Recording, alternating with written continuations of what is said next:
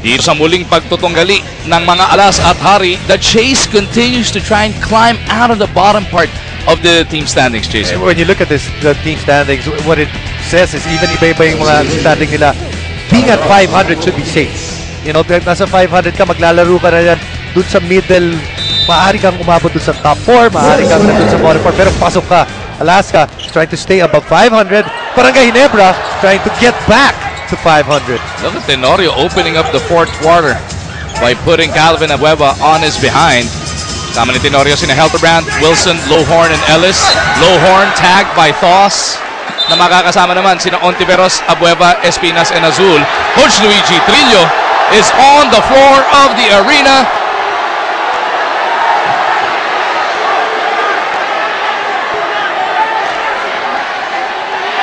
He's upset because he felt that it was a traveling. Let's see the play once again.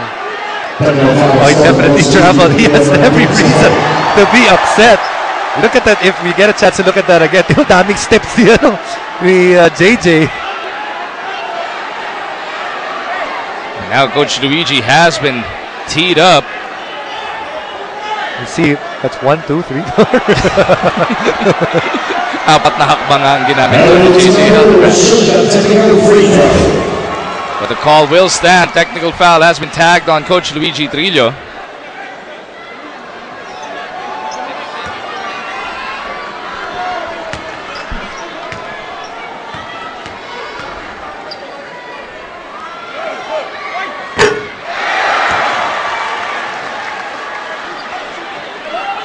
Nirereklamo si LA because it seemed that Gabby was actually talking to him. Nakangiti din si Espinas. Alam niya, nakaisa siya doon.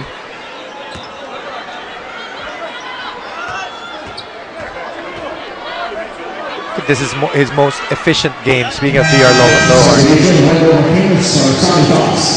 Stayed within the frame of things that of what Barangay Ginebra wants to do. And has been effective doing it. Dami niya nakakuha ang offensive rebound, lalo na kanina doon sa third quarter. Yung mga puntos niya, hindi puro call play na poste para sa kanya. No? Yung merong mga offensive put-up na very effective naman para sa kanya. Look at this quarter scoring. Ginebra, actually, I believe for the first quarter, actually went to Alaska. And then after that, the big quarter was big quarter for Alaska in the first, and a big quarter para sa Ginebra on the third.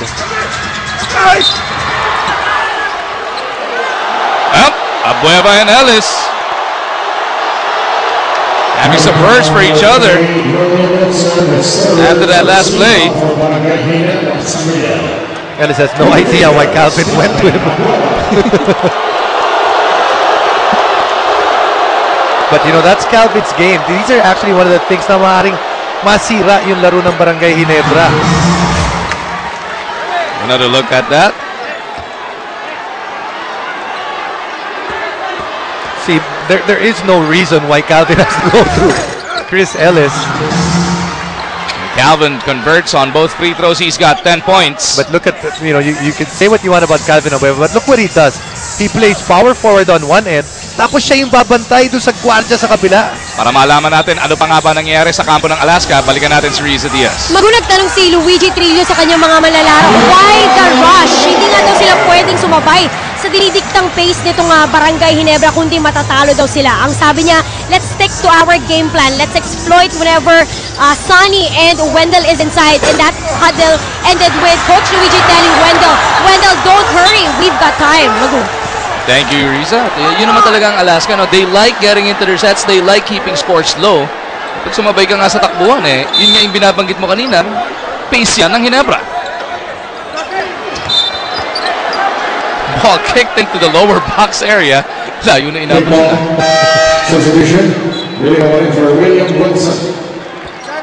Billy Mamaril checking back in para dito kay Wilson. Diaz, Helterbrand, Lowhorn, Tenorio, and Ellis with him. Gustong pigilan sina Azul, Espinas, Abueva, McInnes, and Ontiveros. McInnes, quick spin, gets the basket, may kasama pang foul.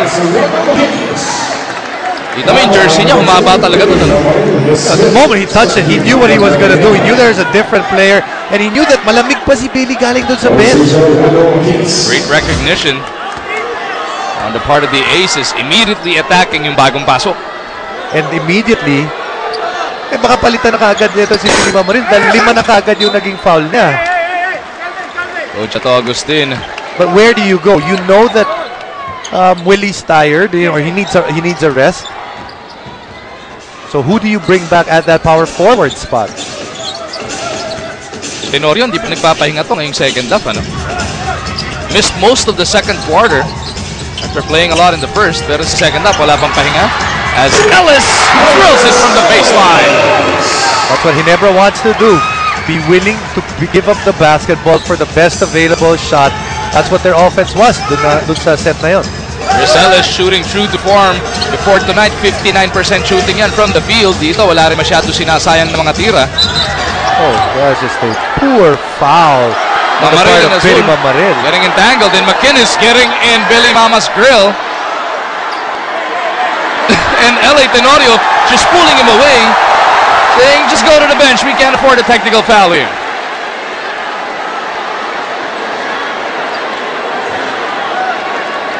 It's too important to have given up that hand check foul.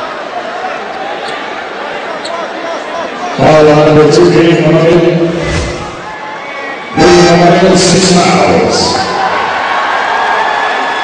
While you are Billy Mamaril, while you are Wendell McInnes for verbal altercation. Willie Wilson coming in for Billy Mamaril. Bigger issue there is that wala nang malaki itong Barangay Ginebra after this.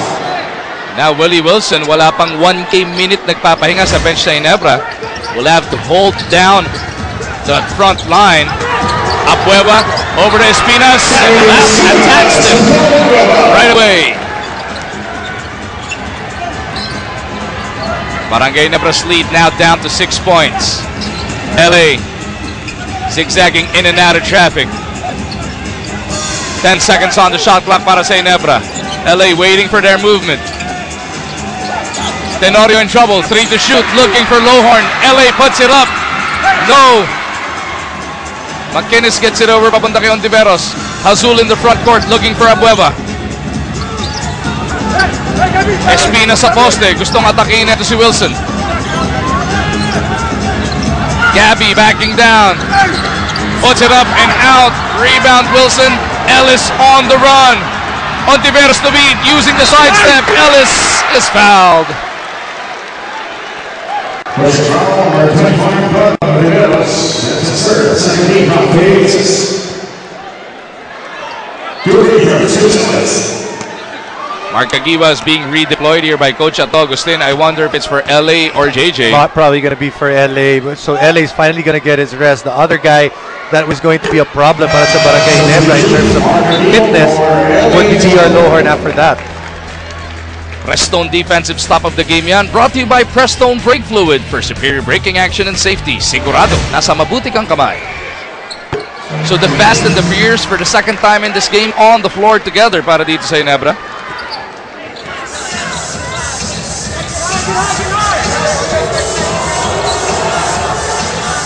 Ontiveros gets it over to the post. Ayun na naman yung quick spin. Saray step back, Jay. Nice moves. The last 2 moves that he's come up with, napakaganda para kay McInnes. After a very slow start in which he scored only a point in the first quarter, he's chipped in 19 after that from the second quarter onwards. Caguiba over to Wilson. Willie puts it on the floor. Looking for the foul. He gets it right back. Lohorn, turnaround jumper, overcooks it. Ball will remain with Ginebra. Back ball. Tonton Ontiveros, nanlambot na lang sa tawag niya, pero kinorek naman ang official. Good job on the part of our outside official. Maybe yung referee natin sa ilalim, hindi niya nakita na nabarahan siya.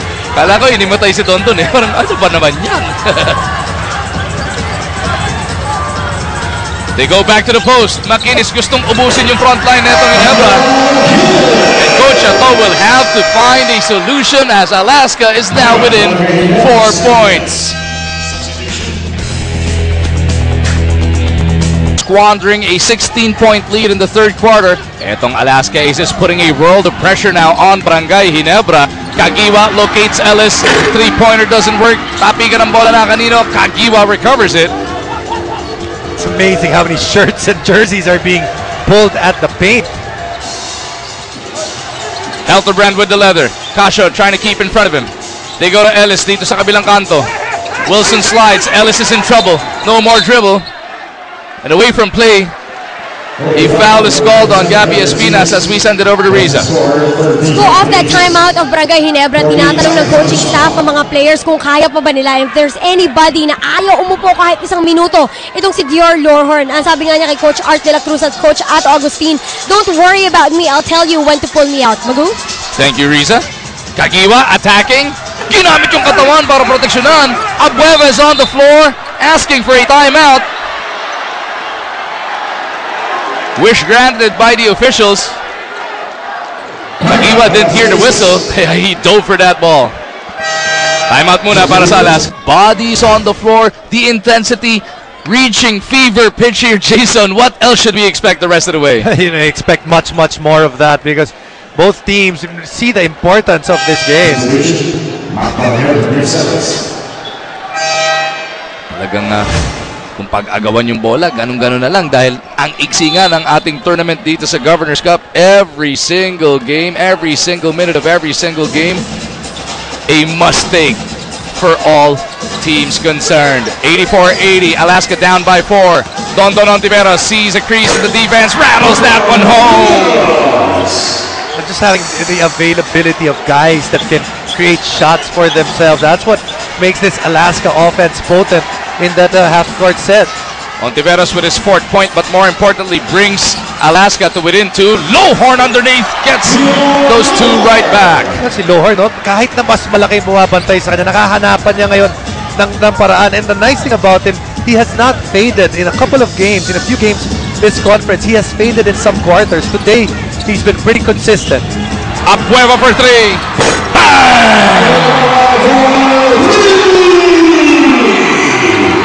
Finally gets an open look from distance.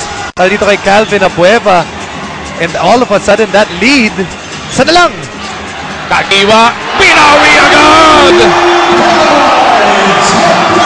Mark Kagiwa sniping at just the right moment in the third quarter. Nung kinailangan, tumulong siya para humabol. And this one, to push the lead back to 4. Kagiwa now with 11 points.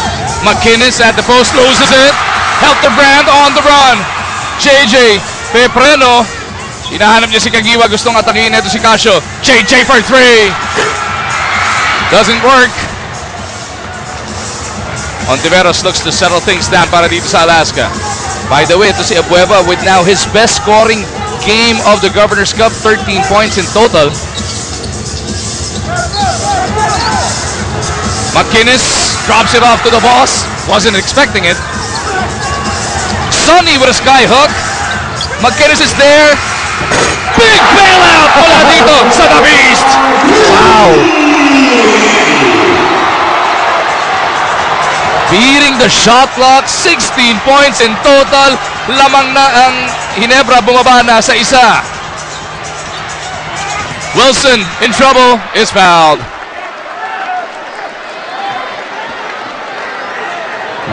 You know, sometimes it's better to be lucky than good, but sometimes it's good to be both. You can see right here, pinakita ni Calvin Abueva, uy, pinapractice ko yan, I am good.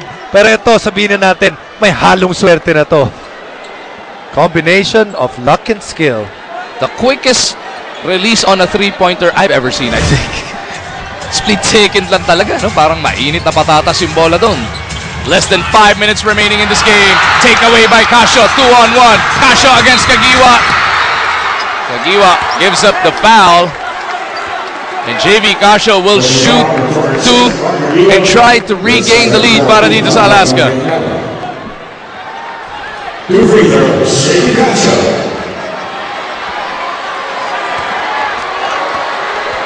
The birthday boy, Joseph Evans Casio, takes care of the first free throw as we take a look at this Rexona Power Rebound.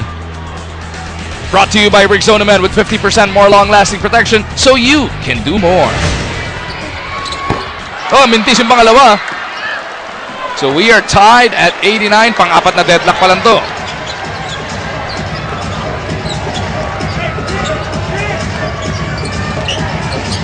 Tenorio now back on the floor. Pinalitan si Hildebrand. Kagiwa with him. Lowhorn offers the pick.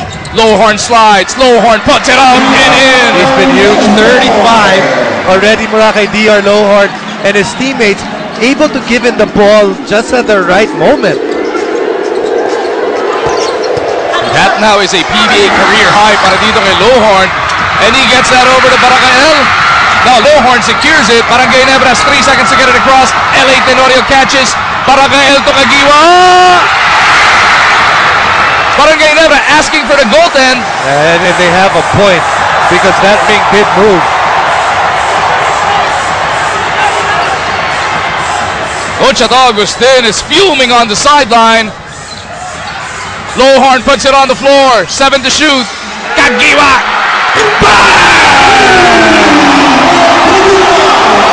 Turned out to be even better para dito sa Barangay Ginebra, but Don tried to answer quickly. Ito yung sinasabi kanina ni Coach Luigi. They can't afford na sumabay doon sa pace ng Barangay Ginebra.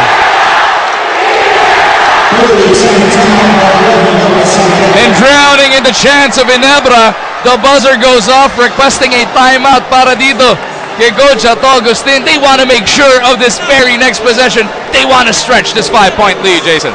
And Barangay Ginebra finding a way, getting the important energy point sa araw na to. The younger generation ng Global Barangay ng Ginebra in attendance inside the arena. Na-warningan ba si team manager Al Francis Shua? Ito yung napaganda pa. Napaganda pa. Good ball movement once again para sa Barangay Ginebra. You see, making that defense react so much easier. Sabi ni Mark Kagiwa, they were forced to take shots na pilit dahil nga hindi umiikot ang bola. You can see right there, ball movement, score movement para sa Barangay Ginebra dahil nga mas maganda na ang ikot ng bola. Look at the all-around numbers supplied here by the reigning MVP, Mark the Spark Kagiwa. 14, 6, and 5, and di pa siya tapos dito with just under 3.5 remaining in this game.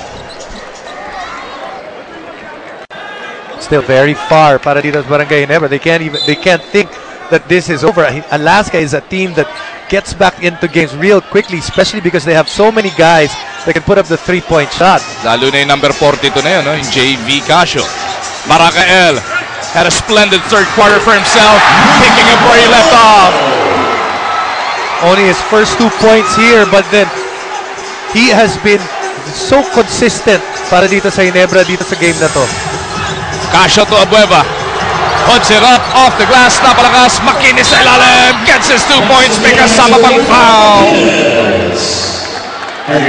The rebounding strength of Alaska, the combination of guys like Abueva, tapos dadagdagan mo pa ng Tos, tapos dadagdagan mo si Makinis. If you're Ginebra, you gotta be aware that these people are going to throw their bodies for that offensive rebound.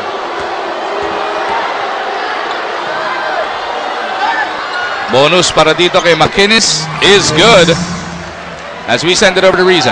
Mag-usabi ni Coach Luigi Trillo, let's not go away from what we do best, and that is playing defense. Special mention, let's close out on LA Tenorio and their offense. Tiwala pa rin sila, they go to Wendell McInnes. Magu? 96-92, it is Ginebra by 4. Tenorio wants to add to it. Acrobatic layup doesn't work. Abueva out to Casio. Kagiwa, sasalubungin siya sa 3-point line. McInnes deep position. Oh. Sonny Thoss gets the stick back. And that's another offensive rebound. Kanina si McInnes, nakuha ng offensive rebound. Now it's Sonny Thoss. So Alaska getting second servings. That's why they're able to cut to this lead. Kagiwa kontra Abueva. The spark from the elbow gets his 2 points. Gotta talk if you're Alaska. Mark Kagiwa realizing that McInnes did not step up in that pick and roll. And he has been very efficient today. Casio for 3. Doesn't work. Lowhorn finally secures it para sa Ginebra. Kagiwa wanting to speed things up. Barrels into the barrier here at the arena. Head first yung sugod doon ni Mark. Lahat ng kabarangay all of a sudden holding their breaths, pero Kagiwa is up and about. Look at this dive, Jason. Kagiwa saw the opening right there, but just couldn't control the basketball. McInnes down by 4. They get it over to Baguio for 3. Punches it through!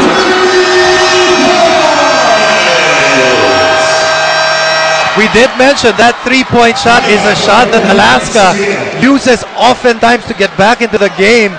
Good cross-court pass, and then Cyrus Baguio is able to hit this, getting his feet underneath him. Three-point basket. Baba sa isa ang abante rito ng Ginebra with 1:42 remaining sa ating Super Bowl Sunday. Tandaan po natin, itong Alaska will be back in action this coming Tuesday, September 3. Kalaban nila ang Meralco sa Big Dome yan. Ang Barangay Ginebra naman this Wednesday, Air 21 na makakatapat. Cuneta Astrodome yung Wednesday, if we're not mistaken, tama raw. Sabi ni Crystal. 98-97 is the score. Gawin natin, guys. Screen down. Pass. Okay? Pass. Hand up. Go. Labas natin dito, guys. Okay? Hand up. Pass the ball to Willie. And then, back screen. Map. Okay? Pag wala, and then, yours. The middle field. Middle. Map, pag wala ka na, wait for it to develop. Don't be in a rush. Okay? Pagka wala, set up play. Ha? Pagka wala, set up play. Pagka wala, set up play. Okay. Set up play. Okay? Coach Ato, merong iniskrima ditong knockout play muna, pero wag puwersahin ang kanyang paalala. Cyrus Baguio shooting very well from the three-point region. 3 out of 4. None bigger than the last three-pointer na tinira niya.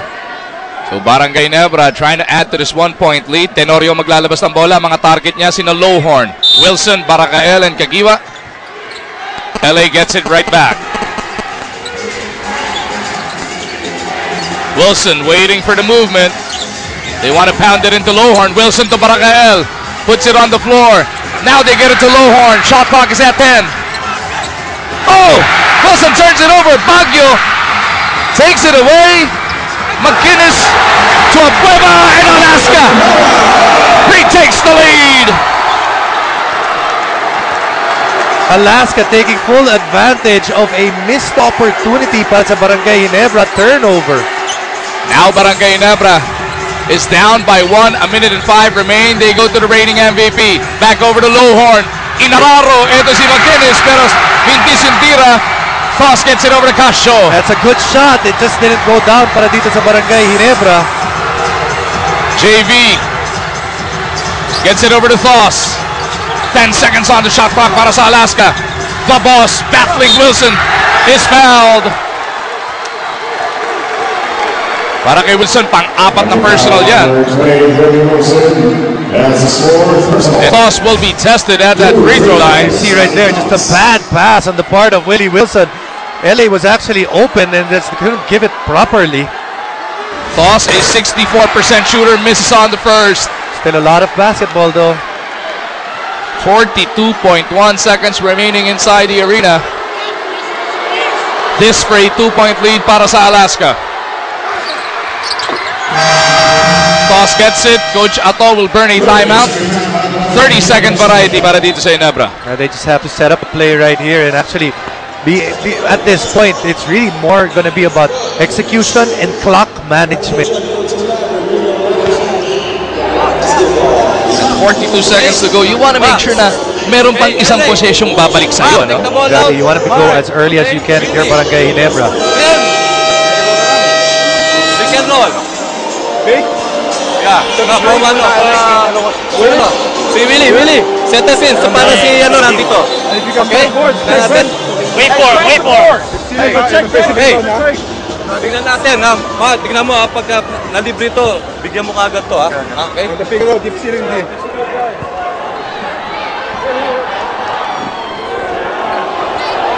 So here we go. Mac Baracael will be inbounding right in front of the Ginebra bench as we take a look at the reset. Good foul to give for the Alaska Aces. Baracael looking for Tenorio. They go over to Wilson. Now Tenorio will handle that leather. LA attacking. Fouled in the act. 2 shots para ding Barangay Teniente. Play this game, and it is so when the games are this close, it's interesting that one of the most important facets of the game is a part of the game wherein you can actually practice by yourself, which is free throw shooting. Kanina nagmintis ang Alaska Aces. Now LA has to make both to get Ginebra into a tie. Tenorio rattles home the first. And Coach Luigi Trillo looking to freeze Luis Alfred Tenorio, calling this timeout in between the two free throws.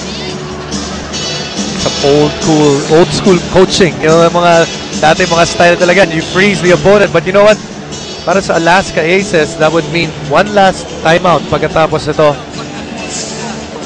LA Tenorio, an 80% shooter from that line, will be tested after this timeout by Coach Luigi Trillo. You like it going here this way or this way? Better here, right? Okay. Single eye, JV. JV Sunny, windows down. Okay, Sai on this side. Galvin's here, huh? Single eye. If we go and they trap JV, you got Sai. Wendell, you seal. Sai can find Wendell or you can drive through. Okay, anything happens, Galvin, I want when shots come in, I want you to come in and go get the rebound. Okay, so JV, go ahead and be aggressive. Okay, it's yours to take. It's yours to take. If you're not sure, get another one in. Sai, you gotta time it. If he wants another one and you're here, give him space again. Once he starts, then you come up. Boom. Okay. This is not actually the first time that Coach Luigi did this. In the first quarter, the same thing happened. LA was actually on the free throw line, and he actually called a timeout in between LA's free throws. And that was the time na nagmintis rin si LA. So let's see what happens here. During the timeout, si LA is stretching. Pinapakita yung kanyang form. And ang narinig natin, pagbalik ng Alaska sa opensa, si JV ang didiskarte.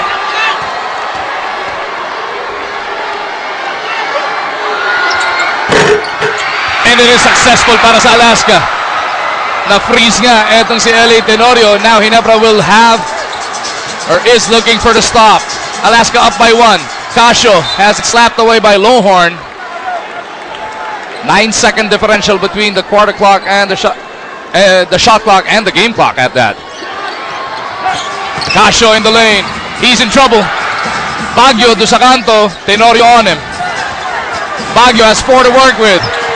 Baguio inching closer. Gets it over to McInnes for the 2 points.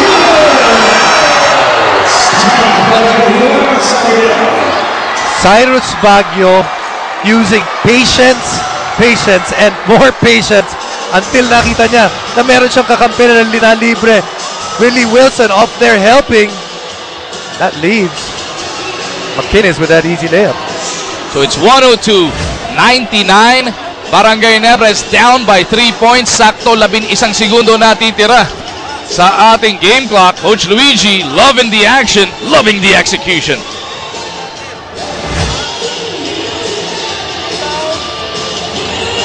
Max! Cut! Okay, dito. Okay? Ha? 3 points, ha? Okay. Again. Again muna kita paglabas, ha? B! Willie! B! Go! Cut! Sige tayo! Pagka na-open, Mark! Pag na-open, bigay natin. Pagka wala, open dito. Time out. Okay? Wala ka time out. Now, listen up. Okay? Gagawin natin, guys. Pag naipasa rito, pick and roll. Okay? Go! Slide! Atake tayo rito. Sa 3 points tayo kay D sa Casquiano. Diba? Sa tayo rito. We might switch everything. Coach Ato mapping out a pick and roll kick out to the 3-point shooters. That's because they don't have a timeout anymore, so they have to, kumbaga, they have to put their bet right now dito sa situation na to, dito sa play na to. 11 seconds remaining. Maglalabas si Mark Caguiwa kasama si Lowhorn, Tenorio, Baracael, and Wilson. Binabantayan ni McInnes, Thos, Baguio, Casio, and Abueva. Caguiwa kumuha muna ng delay of game itong Alaska. Makita ko ano yung kilos ng Ginebra. Here we go once again. Caguiwa looking for the open man. They get it over to Wilson. Back to Caguiwa. Barangay Ginebra is down by 3. Baracael rises up. No! Rebound Lowhorn tapped away by Thos. 3.5 remaining on the clock. We're going to review this. If you're Barangay Ginebra, you got to call your players, try to draw up a play real quickly. And exactly what Coach Atos is doing. 3.5 seconds remaining. Barangay Ginebra needs a deep shot here, so Barangay Ginebra will keep possession.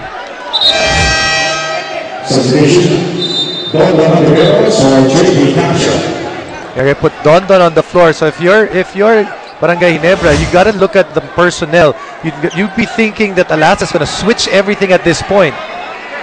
Mag-i-inbound mula sa baseline etong si Willie Wilson. Kagiwa pops out top of the key. Kagiwa comes to meet it. Kagiwa puts it up. No! And Alaska will escape Barangay Ginebra 102-99. Yeah, that's a tough foul to call. But you know, we said it earlier. They're gonna switch everything. Kaya hindi nagkaroon ng open look etong Barangay Ginebra doon sa last play. You see Mark Kagiwa pretty upset about that last play.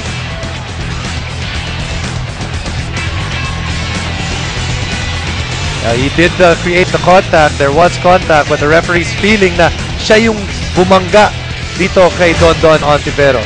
So it is Alaska coming away with a 102-99 victory inside the Mall of Asia Arena. 2-1 na ang Alaska, while Barangay Ginebra drops to 1-3. Sa dami ng bida rin para dito sa Alaska, isa lang ang ating best player of the game, and it's none other than Wendell McInnes. Wendell, you guys blew a 16-point lead in that third quarter in less than a quarter's time. How did you recover from that? Coach told us to weather the storm, stay together, stick together, and keep fighting, never give up, and that's what we did. Now, Wendell, it seemed like you started out pretty slow today, and then you just got stronger and stronger as the game came along. Yeah, I never give up. You know, the team, we believe in each other. They believe in me. I believe in them. So, you know, as long as I don't stop playing defense, as long as I don't stop playing hard, you know, offense is gonna come. So, you know, as long as we play together as a team, it's about the team. 27, 16, and 5 for you tonight. We'll give you the chance to invite everybody to your next game. It's going to be against Meralco this coming Tuesday. Hello. Y'all want to see, you know, a team play together, a team play for one another, for one organization. Come on down. Come on. We'll have a good time. Congratulations once again, Wendell. And congratulations. Na-entertain tayo. Pwede siya artista. Pwede, no? Pwede. That's something you don't see every day. Pero it is a big win para dito sa Alaska on this Super Bowl Sunday. Sa ngalan ni Jason Webb, ni Riza Diaz ang ating courtside reporter, director natin si Rafi Romano at producer dyan si Jello De Jesus, pati statsman na si Roy Lopez. Mag-umarjan po, nagpapasalamat sa inyong panonood. This has been a Sports 5 production of the PBA on IBC.